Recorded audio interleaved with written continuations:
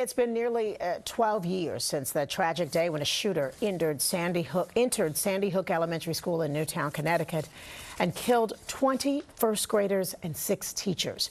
Well, now the survivors from that first grade class are getting ready to graduate high school, and more than a decade later, they continue to fight and advocate for the classmates that they lost that day. ABC's George Stephanopoulos sat down with 6 of those students to talk to them about their plans for the future. Laughter and smiles, a hallmark of high schoolers eagerly anticipating the next chapter of their lives. Looking forward to graduation? Oh, yeah. These 6 students, part of the first grade class that was forever changed the morning of December 14th, 2012, when a gunman shot his way into Sandy Hook Elementary School in Newtown, Connecticut, killing 20 first graders, all between the ages of 6 and 7. And 6 educators. I know this must be so hard to talk about, but let's talk about what you do remember about that day. Ella Seaver, Grace Fisher, Lily Walsenack were together in the same classroom that morning.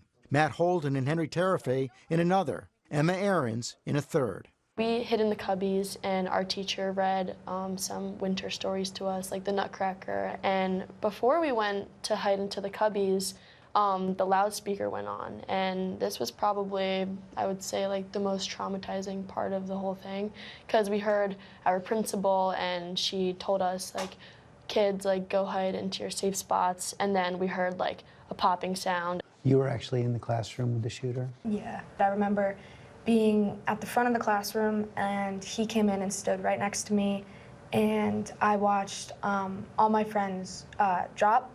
And one of the victims did not make it. He told me and a couple other people to run, and we did. We ran out of the classroom, out of the school, and on the way we saw bodies in the hallways and doors blown off the hinges, and we just ran and ran and ran out of the school, out of the parking lot. Does it help to talk about it?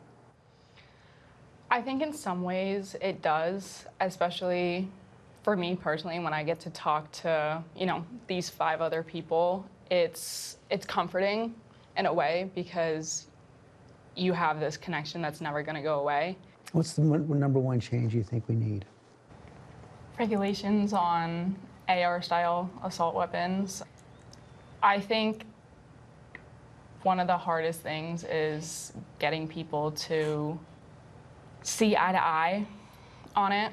And I think that stops a lot of regulations and legislation, which unfortunately is costing more and more lives every day. Does it make you think adults have let you down? Definitely. I really thought Sandy Hook would, shock people and wake everybody up, but, it just keeps happening over and over and over again. I mean, the tragedy never ends. The friends, family who were lost that day, the smiling faces that should be filling the seats in your classroom, the parents who should be able to watch their kids graduate, get married, the kids when they'll be able to hug their parents again, it's never over.